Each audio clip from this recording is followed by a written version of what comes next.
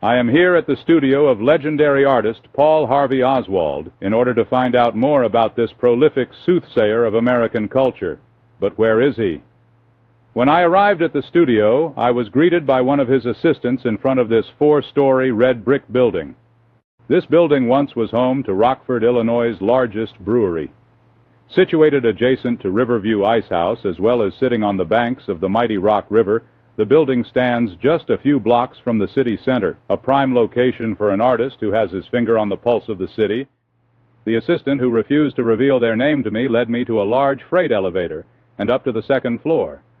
I enter through a privacy-glassed small doorway which is sterile and unmarked, hardly the look for the headquarters of such a revered cultural anthropologist. Once we enter the doorway, I am greeted by an empty metal desk with bowls of candy and bags of single-serve Mrs. Fisher's potato chips. The assistant offers me some of the sweet and salty snacks, but I graciously decline. I am too eager to meet the man, the myth, the legend. I am led down a corridor created by a gauntlet of 30 office cubicles. I am flanked on either side by these workspaces, 2 deep on either side of me. I peer over the top of the cubicles as I make my way to what appears to be a walk-in safe.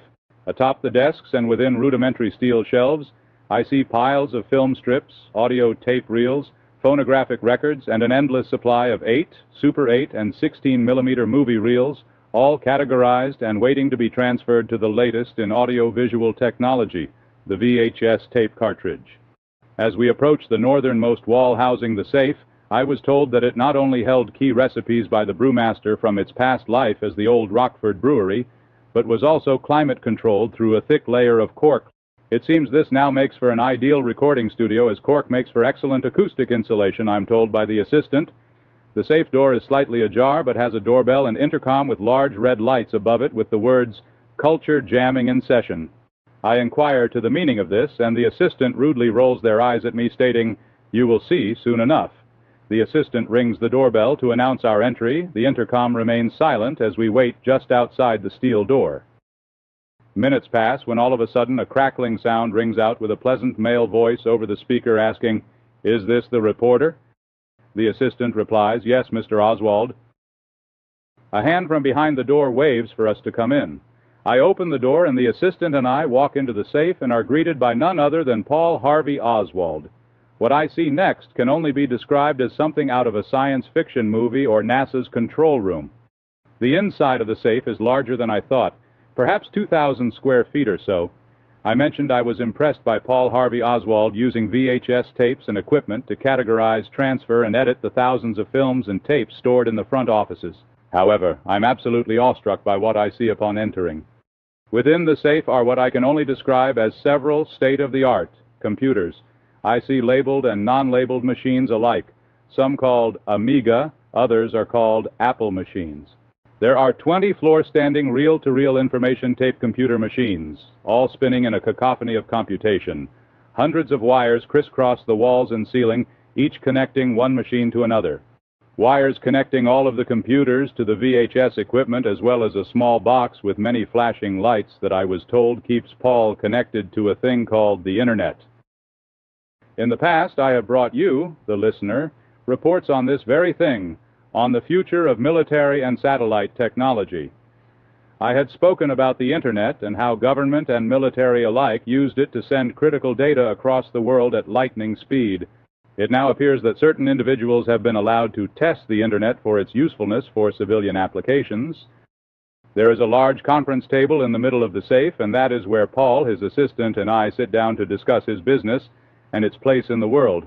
I am at a loss for words. I exclaim to Mr. Oswald, who offers me some Mrs. Fisher's potato chips as he finds they have a calming effect similar to cigarettes. "How were you able to get your hands on all of this new technology?" I ask. Paul replies that, like the government, he is in the business of information gathering, but unlike the government, his product is entertainment. The United States government has contracted him to devise new ways to appropriate and disseminate information from various media, and then categorize this information into different focus areas important to national security. Paul Harvey Oswald's public product is the cast-off, irrelevant information that the government does not need.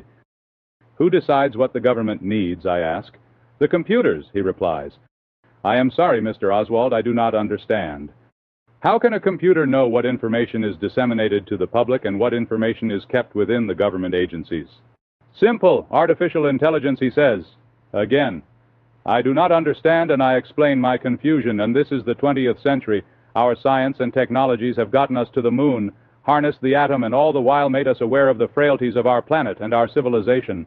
Precisely, Paul says. It is this frailty that has concerned scientists and governments. That is why they have set in motion advancement of thinking computers.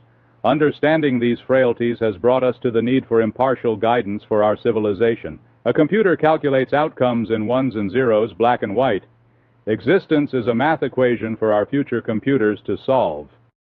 In the future, computers will not only categorize pertinent information for our government, but it will be able to solve problems like war and famine across the globe. Economies will be linked, and despite the inevitable dumbing down of humanity, our computers will solve global problems. Dumbing down? I have not heard this term before. Paul goes on to say, there are now computers that can run statistical analysis and predict future outcomes with some level of certainty. In several computerized models, it is predicted that educational systems will break down due to impacts created by religion, economic, political, and social influences. It has even been predicted that given the vacuum created by a loss of interest in education, the Internet might be used for a new type of public and private communication and information gathering by the masses some are calling wired social networking. Within this network, a world would be fabricated to merely magnify a person's beliefs and desires. With a lack of education and biases created a failing societal structure, false information would become the new god of many members in society. But for right now, the government collects the rational, impartial data, and Paul Harvey Oswald regurgitates the rest of the data sets. Why people like the work of Paul Harvey Oswald, I just don't understand. It is sheer nonsense, I ask to myself. Paul utters this question to himself as if an unexpected tidal wave of self-doubt had overtaken him. Why is the creator of the works insulting his own creative output, I ask myself. Paul Harvey Oswald pauses for a few moments. The room is silent except for the sounds of the tape mechanisms reeling and parsing data back and forth and the whirring sound of cooling fans. It sounds vaguely like the sounds of washing machines on their spin cycle. From what I have learned here today, I suppose these computer machines are washing the endless material that is input into their tubes, chips, floppies, and tapes. While the creator of the artwork seems to be in a period of fatalistic self-doubt, I remind him that beyond the audience laughter at his performances, the messages created by the nonsensical amalgam of visual and audio sound bites. Is the work merely entertaining? Is there a message to be had? That definitely seems up to the individual audience member. Paul still seems lost in thought. His chiseled features go from bright and cheerful at our introduction to sullen as he seems to be pondering the necessity and purpose of his art. He remains silent, staring off at the data machines with the reels of magnetic tape, continuously parsing data. The assistant stands and states that Mr. Oswald must get back to work. I smile and thank Paul for speaking to me, but he continues to be lost in thought. The assistant and I leave the safe, while another assistant from a nearby cubicle closes the steel door and spins the large locking mechanism. Does Paul know or care that he is locked in? I have so many other questions, but I notice military-looking guards posted discreetly throughout the perimeter of the office, something I did not see when I entered. The assistant escorts me out of the office. I hear what sounds like several large steel rolling shutters coming down from inside the office. I turn around and the frosted glass door goes dark. I bid the unnamed assistant farewell as I walk back to my car.